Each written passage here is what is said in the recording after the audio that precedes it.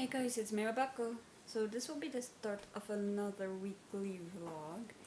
And today I've just done some chores around my house. I've had to cut the grass again and yeah. And I have done some reading of The Emperor and the Endless Palace by Justinian Wang. I'm sorry if I butchered that name. But if you watched my my May wrap-up, then you will have an idea of what this is about. But if not, this is like about these, I guess, three timelines. Like these three souls who these two souls who keep meeting up in these two timelines, and they form some sort of relationship. Like we follow one from the year BCE, where a courtier is called upon to seduce the young emperor, but quickly discovers they are both ruled by blood, sex, and intrigue. With this timeline, it seems like it's about this guy who he's the third son, so his father basically ignores him, forgets about him, and he's able to get this position in court by kind of intrigue in the courts. Like I think it was a philosopher or something like that. And the emperor's grandmother, who kind of controls what the emperor does in like subtle ways, she calls upon him to help her in a way to get more control over the emperor by kind of becoming his friend and, well, more, let's just say. I should say there's a lot of like steamy scenes. So if that's not your thing, like it doesn't go into like detail really, but if you don't like any of that kind of stuff, I would say skip this one. But yeah, and we follow another timeline that in 1740 a lonely innkeeper agrees to help a mysterious visitor procure a rare medicine only to unleash an otherworldly terror. It's like that legend of the foxtail one. So yeah. And in present day Los Angeles, a college student meets a beautiful stranger and cannot shake the feeling that they've met before. And yeah, it's this following these three timelines of these two souls meeting up, getting together, something or someone kind of preventing them from getting together. And yeah, so far we're not really like, we don't get close to any of these like people. Like we will follow really focus on one of the men in these timelines more closely as they are meeting the other men. So yeah, but because we are following the three timelines of these two souls, and their personality in each one is quite different, like it kind of fits to the timeline that they're in. And this novel is quite short. Like I think I do have the proof edition, which I found in a free at the library. So I don't really know like how old this proof is, like what changes the author might have made in the final edition. So just beware of my word. I don't know. This novel is only like 312 pages, so if these timelines are spread out equally, like we would only be following each couple for like 100 pages, which is not really a lot of time to really follow. Just a couple of minutes. Well, the text in here is not very small, so yeah. But so far, I'm enjoying it. I'm just having fun with it, and yeah. So yeah, I think for the rest of the day, I'm just gonna do some more preparation stuff for the next week ahead. So yeah. So it's the next day, and I've just done some work and whatnot, and I'm about to go out for a walk. And I have done some reading of The Emperor and the Endless Palace, and I'm on page 184. And I am liking this novel with one of the, not perspectives, but one of the different lifelines. We're following the life of from Uber, which is our present day POV. some of the dialogue in that one, just like I don't know, it just didn't really feel like it was like actual dialogue. Like I was like, who speaks like this? Like who says this kind of things? Like I don't know, just and there was just some scenes I just felt a bit washful. But there was also like other scenes, like with Dong Zong and Lamporn for BC, which is like I guess the very first of these lives. Timeline lives, I guess. I don't really know what to call it properly. But their dialogue, like it's just them speaking to each other in poetry, saying this romantic stuff, which I did like a bit. So, and another thing about this novel I do like is like in each life there seems to be this third person who's there. I guess for the purpose of being the reason these two people cannot be together. And the very first life it is the emperor's cousin who's supposed to protect him, who will make sure that no one hurts his cousin. He's a guard to his cousin, so that's why. Yeah, like he threatens Dongzong. Anyway, so in the second one, in I think it's 1740, Shikan. It's this doctor friend of his who named Kim. I don't know what his name. He or she. Yimeng. I'm sorry I butchered those names. But who that perspective, like the innkeeper, he was romantically involved with in the past, and there seems to. It's almost like a one-sided romantic attraction, maybe, or that things didn't work out, and the other party just kind of accepted the fact that it's over, that there can no longer be a future for them together.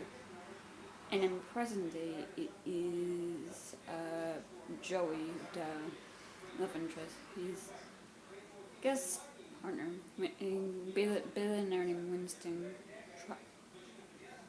Oh my god. I can visualize the spelling of his name in my head. It should be very easy. But I'm like so blanking out, I don't know why. But anyway, Joey is a money boy to Winston, or I guess like an escort from what I've gathered. But also an artist who helps Winston.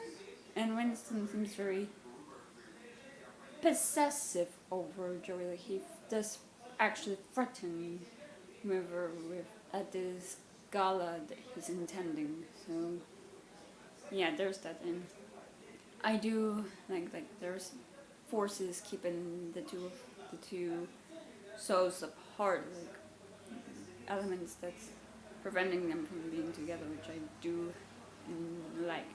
And also with the first two lives we followed, there is an animal companion who I don't know if it's like supposed to be the same, so we incarnated him first as a cat and then I guess a horse, but yeah, it is a bit interesting. So yeah, I think that's really all for now.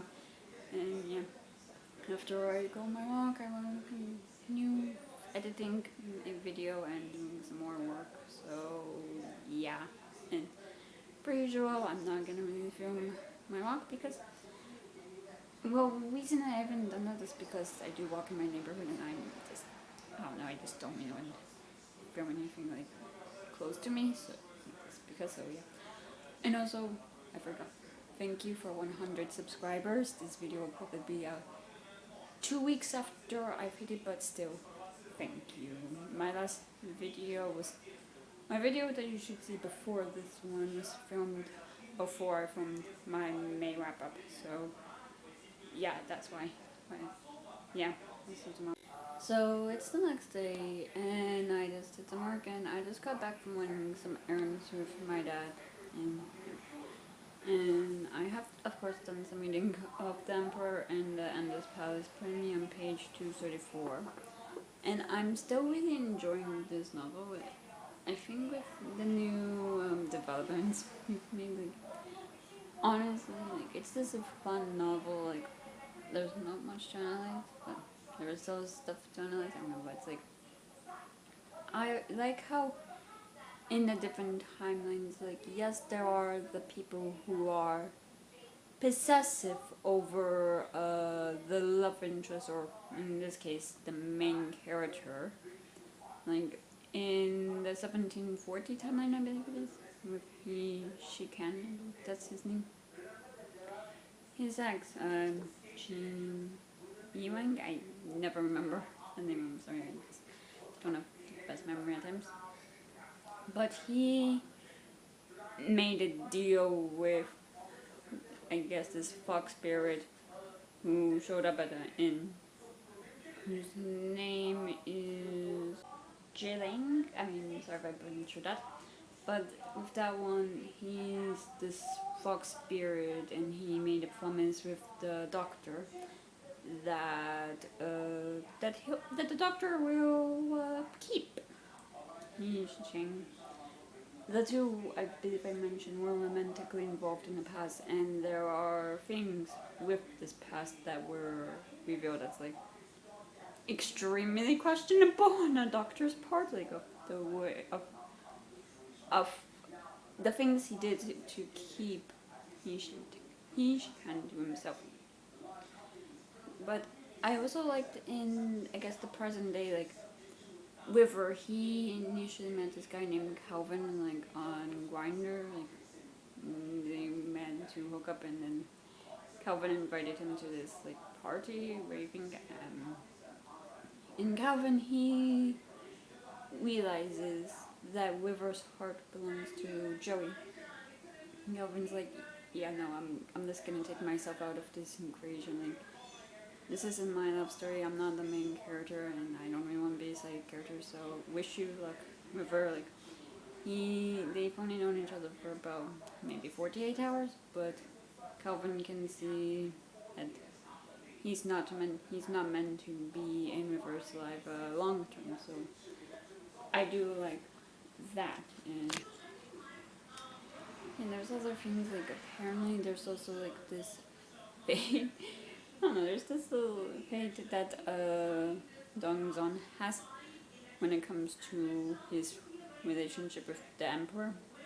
I don't know, there's just a lot of elements. I'm having fun with this novel.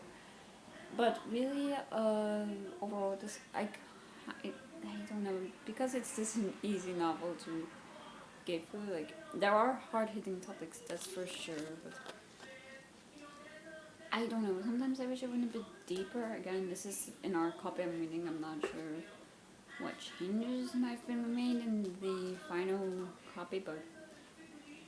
And I think when I hold this novel, I mentioned that I read Midwinter Blood by Marcus Zedrick, which, if I remember, it was like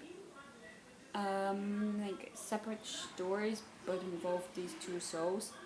With this one, it seems like the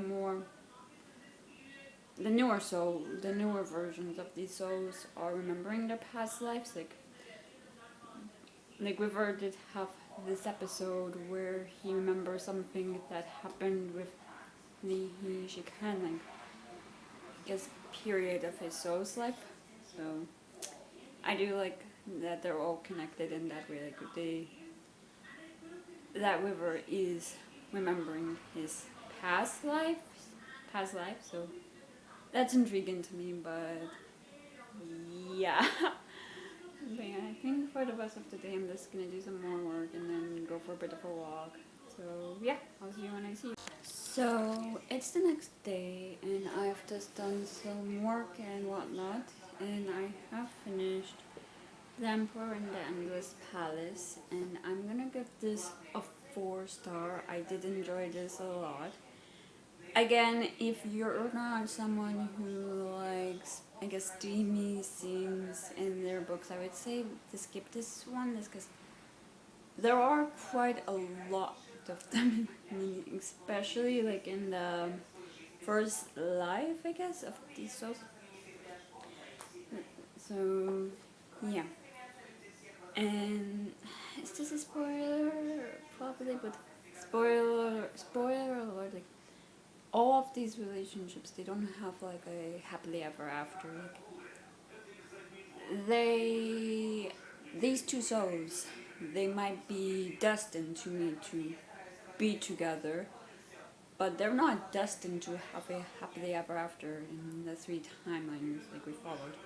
Maybe in the future, maybe in their next lives, maybe in their life after that, but they might get that happily ever after, but in all three timelines, they are not. With the first one, it's in all for different reasons, whether it's like greed or. With the second timeline, it was because someone was getting their memories altered, so they just couldn't remember who they actually are in their past life. So, or in this modern reincarnation, it's because of the fact like they are this individuals kind of with the third party that's kind of involved as well in all of these lives. It's preventing them, that makes them happy. And I do like in that in reincarnation, it is put up. You find my quote. River tells Joey on page 306. Just because something is true doesn't mean it is good. Maybe it is for the best that I don't remember. Maybe I choose not to remember. I can abandon my life for something I don't trust. And River, he didn't remember his past lives. Joey, for some reason, did, which was never really explained. Like, I don't know if it's just like normal for some people to remember their past lives or not in this world, but yeah, I would have liked more explanation on how they're able to remember, because I mean, I don't really know how this whole thing works, but I did like that quote because even if you're destined to be with each other in each life, if it's not healthy or good for you, then it's probably better just to walk away. Like, maybe not in this life, but or maybe not in the next, but maybe in a life further down the line, you're destined to be together, to stay together. So yeah, I did like that message that even if it's fate, even if it's fate, if it's not good or healthy, like it is better to walk away from a very unhealthy relationship. So yeah, I did like this quite a bit. So yeah. And the next book I'm gonna start is a hardback, so I already took off the dust jacket, but I'm just gonna hold it up. It's The Swan Thieves by Vita. And this is about this, I think it's an art heist. Yeah, it's about this painter who was brutally attacked. Who brutally attacked a canvas in the National Gallery of Art. And it's like what compelled him to destroy something he values beyond all else.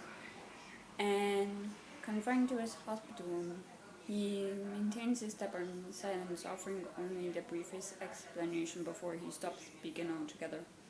I did it for her. But who is she? And the psychologist prides himself on his ability to make even a stone talk, but he gets nowhere with this artist, and driven at first by professional curiosity, then by determination that disrupts his ordered, careful world. He embarks on a pursuit of the answer this patient will provide, and on a journey into the lives of the women this artist left behind.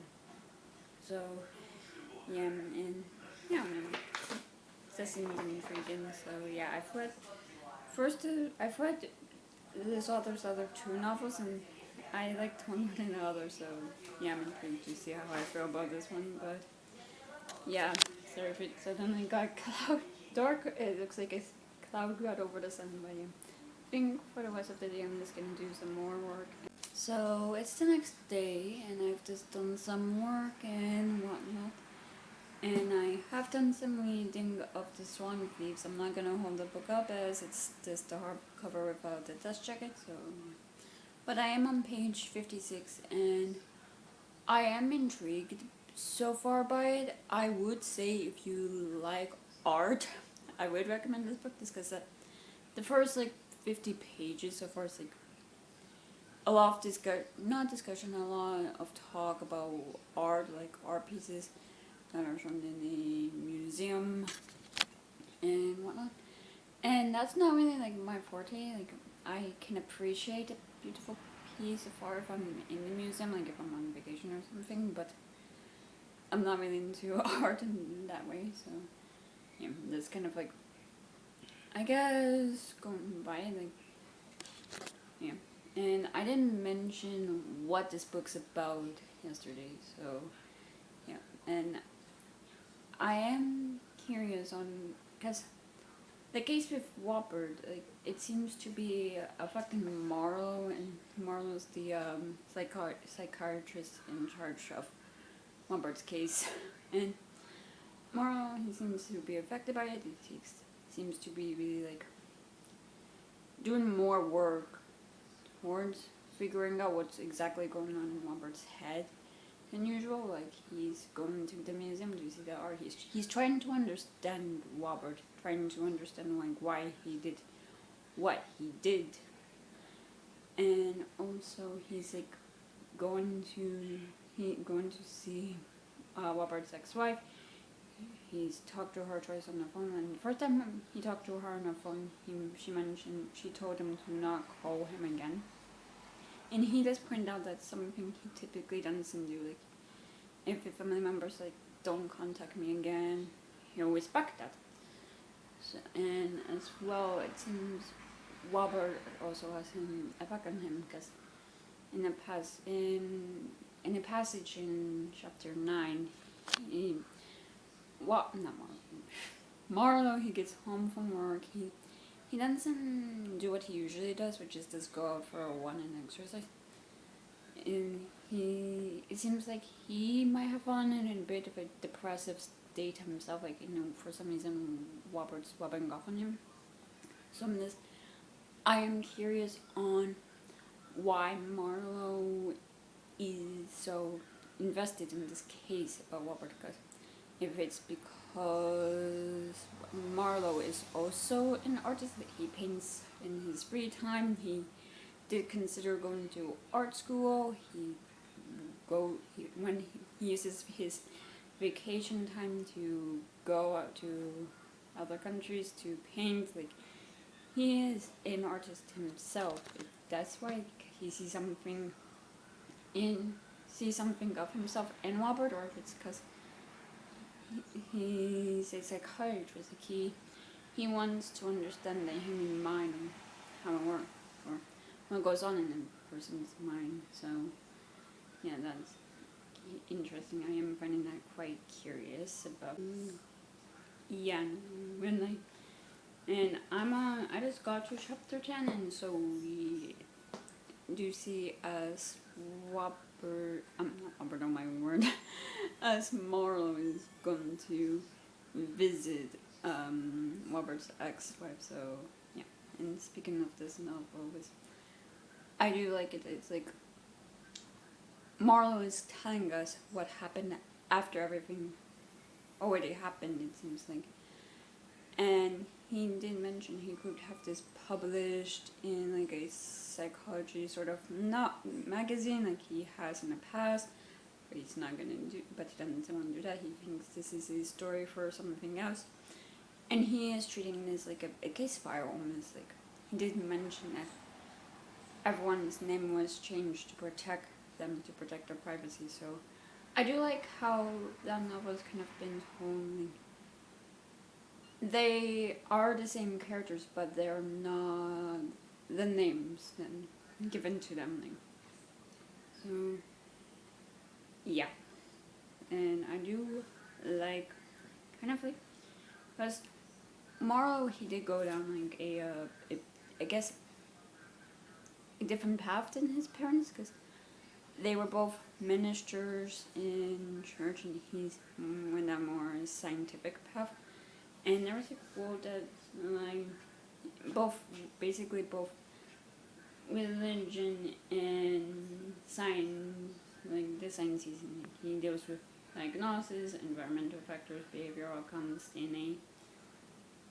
Both of them are striving for the same end, the end of misery. Like with science, you're trying to find the reason someone might be in misery, trying to help them solve their mystery, like heal them physically or mentally or whatever. While science, not science, while like I guess religion is also trying to end someone's misery, but it's like I've given them hope that things will get better. So I do like that. And yeah, and the one thing I didn't love is this, like, I don't know if Marlo's going through a midlife crisis. Like he's in his 50s and he's like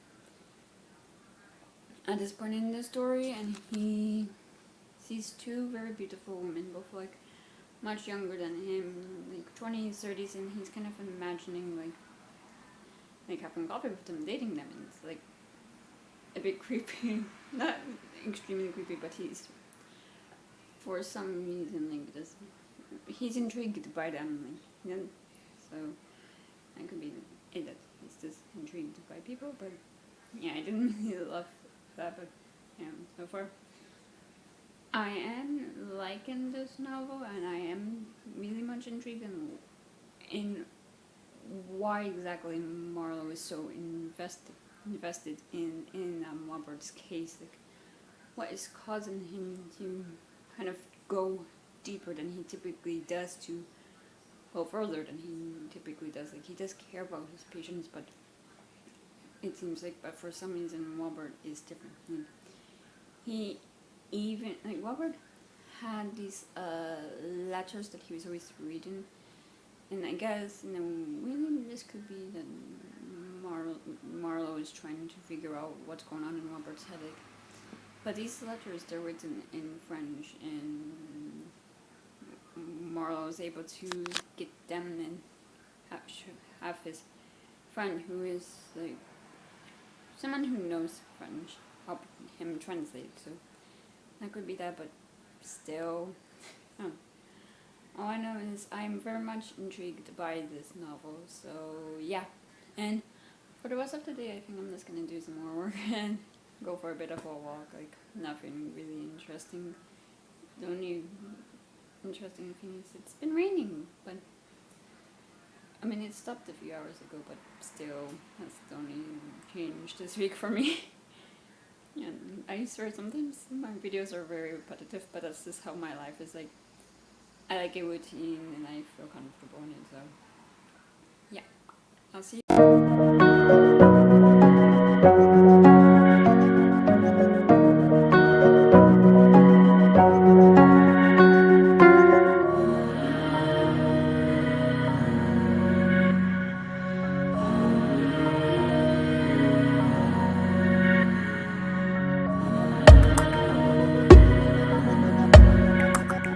So it's the next day, and as you saw, I did go for a bit of a walk this afternoon. It was just nice and beautiful, not my usual like path, which I enjoyed. I do have a routine, but sometimes like walking the same path every day is just a bit boring. So yeah, but I have done some reading of this one, and I'm on page 118, and I'm still liking it. Like, we haven't like really progressed much further into the novel. Like, the novel is like this big, and I'm only here. Like, I think it's over 500 pages. So, but we did get to properly meet Kate, who is Robert's wife, and we kind of are learning like the beginning of their relationship, their romance, what prompted them to move from New York, where they first met, to North Carolina. Like, we do see a bit of Robert's life in New York, and we come to understand him a bit more, and we see that when they're moving from New York to North Carolina, like, he didn't pack any of his clothes properly, he didn't pack anything properly at all, really. But the only thing he did pack properly was his art stuff, like his canvases, his supplies and sculptures he might have made. Like we see that the only thing that he ever cared about was his art and all that. So that's intriguing to kind of learn more about him in that way. But yeah, and we also learn that he, in his office, he has like some writing or something in like a corner of the room, like on a wall or on his bookshelf, and it's like, why is that there? So there is a mystery behind that. So yeah. But also overall with this novel, I do find it at times to be a bit like, it dumps information on you, like in a single paragraph or a single chapter. Like we learned a lot about Marlowe, the psychologist's life, like about him growing up in Connecticut, we learned his entire backstory essentially, and we see like why him being into art. We see him describing an art piece, and we also see like Kate talking about her time with Robert when they first met in New York, and I'm just wondering, is there a point, like with Marlowe, I understand like it's like just to establish him more as a character, but it's like we learn that his parents are ministers, and then he went down more of a science route with his future, and it's all good and all that. I think he does something he's successful in, but it's like, is there a point to learning this information, to bringing it up, the fact his parents are ministers, to learning he's from Connecticut? Like, is any of that relevant to the story we are being told now? Like, I'm just curious, because art and religion, they are similar in ways. Like, art depicts religious scenes, but other than that, like Marlowe is someone who seems to really be painting the landscapes and not religious stuff. So yeah, there's stuff like that there, and I'm just also wondering like why we are really learning stuff about Kate's relationship to Robert in New York. If it's to show like why we saw so much of them being happy, like is to establish that things change once someone realizes how much art means to Robert, like how much it consumes him. Like, I'm just curious on, is there a point to all of this information we're being told? Because yeah, so yeah. So I am intrigued about that one. Yeah, maybe the learning about him in this way is to get more of an understanding behind his psychology and makeup, and to understand why he attacked that painting. But honestly, I think if we want to do that, we will have to go down the route of Marlowe discovering that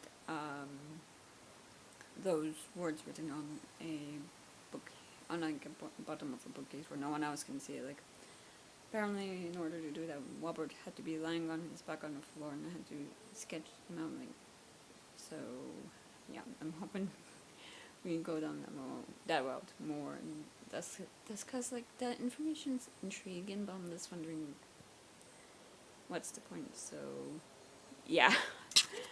But other than that, I am again intrigued to really learn more about Robert and why he did what he did, and when he was arrested, or when he started talking to Marlowe, or the last thing he said to Marlowe before he stopped talking was he did it for her. Like, who is she and who is this? I think her name was Mary, he said, because Robert said that Marlowe could talk to Mary, and we don't know who she is. So yeah, so there's some questions about him that I just want answers to, and I have a long way to go. So yeah. I think that's it for my rambling for today, and yeah, we'll see what I do tomorrow. I do have some plans, but I am also paranoid that I say it to my camera, those plans will fall through, so I'll show you if I go anywhere, or yeah.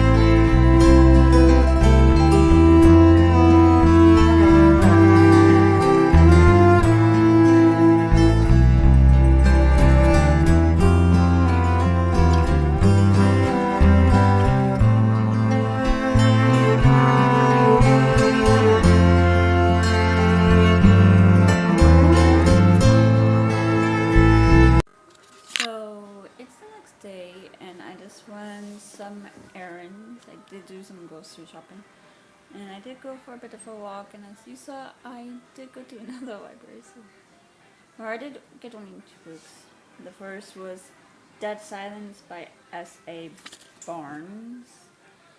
And this is about, I believe this is about this crew that goes missing and a spaceship that's abandoned, and this woman and who's kind of sent out there to figure out what happened and whatnot. But when she and her crew get there, strange things start happening, and when they do arrive there, it seems like something's not quite aboard. So yeah, I'm intrigued by that. And the second one was The Cat Who Saved Books by Sosuke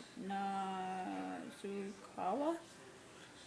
Sorry if I butchered that, and give me a second because I do want to start trying to find the translator and give them good review. And this was translated from the Japanese by Louise Kawa.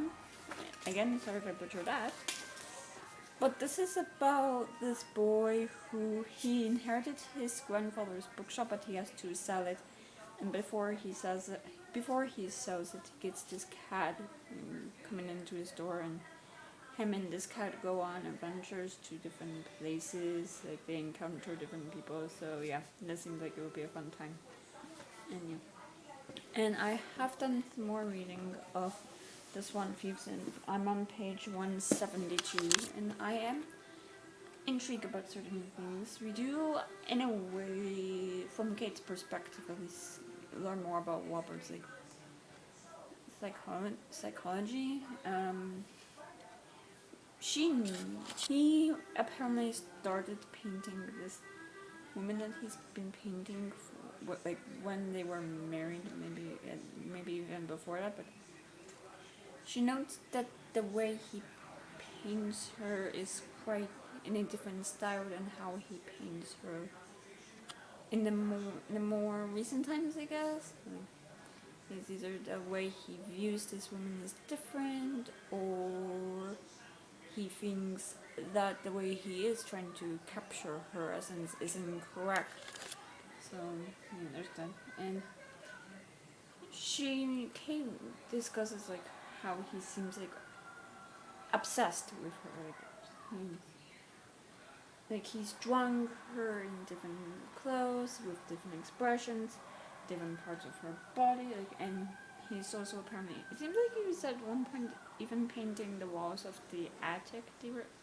Of the attic that was his studio. Sorry, my mind is somewhere else. I'm so sorry. And yeah, he just seems obsessed with this woman that apparently she's not real, but it's someone he created, someone he's obsessed with, but he didn't know her. To him, she's not a real woman. I'm not sure if it is this Beatrice woman from the letters he had, or what, but yeah. And the last point I really want to make is it's about Marlo, and he at one point just starts imagining the life of the woman of behind these letters, imagining her, what her life would have been, her relationship with her husband, father-in-law, and his uncle, what she would have been doing in her free time, and what she would have been doing to contribute to the household that she's running. And we also kind of get a tiny part, I guess. We get this POV from 1874, and I'm guessing this novel, it doesn't take place in modern time. I would say it takes place maybe at the end of the last century, somewhere in the 90s, I want to say, just because Marlowe, that's his name. I blanked out for a second, I'm sorry, the name Walbert was going through my head. But anyway, Marlowe is telling us the story after everything has occurred, after he's learned all of the answers and gathered all of the information he has. And I don't know if that perspective is Beatrice, and Yeah, there's intrigue. Like, we are still getting like a lot of information dumped, but I'm guessing it's just to really establish the relationship between Kate and Robert. What Robert's mindset would have been like Robert just seemed obsessed with this woman. Like, it was consuming him. Like, he wouldn't be sleeping through the night. He would be just painting her. It's like he was thinking of nothing else but capturing this woman just right. Like, not really eating, not really sleeping properly, skipping classes, like not doing his work, not caring about life. Like, in a way, he was stuck in his head thinking of her. Like, so yeah. And it seems like, hey, like obviously she can understand what is going through her husband's head. Like, to her, she thinks that he just doesn't care about life. Like, the only thing to him is painting this art. Like, that's the only thing he cares about. She tries to bring it up like a civil person because, like, the way he behaves, like, that's not how an adult really behaves. Like, an adult should care about their finances, should care about making money to support themselves, should care about the roof over their head. And it seems like he doesn't. And they should care about their family. I'm sorry, skip that, because Robert and Kate do have a child together, and it seems he doesn't care. She wants to have a mature conversation with him, but whenever she tries to have such conversation, he gets defensive. He gets angry quickly. Like, not like he doesn't harm her in any way, but he just gets angry in like the way he's speaking to her, and she'll get angry at him. Their relationship is becoming, I guess, unhealthy quite fast. Like, Kate, it seems like after they moved to North Carolina, it seems like she didn't try and get another job. So she is being supported by him, their daughter, and is being supported by him. And he seems like he doesn't care if there's money coming in, like, or if they have a roof over their head or anything. Like, he doesn't care about how much they have in the bank. So I can see why she's so defensive. And yeah. And honestly, I do have about over 200 pages left of this, and I am curious on exactly why, and I am curious on why Robert is so obsessed with this woman. Like, why, if it's this something, like, if to him she's like the perfect woman, the perfect model, if that's why, or if there's like something in those letters that he kept rereading that just affected him. So, and yeah, I think that's really all I have to say about this novel. And that's all for this video. It is Saturday, so this will be it for this video. So if you enjoyed it, please give it a thumbs up. Leave a comment below, tell me what you've been up to recently. If you want to, please subscribe to this channel. And if you want to follow me on any social media, all those links are down bar below. I'll see you guys next time I post a video. Bye.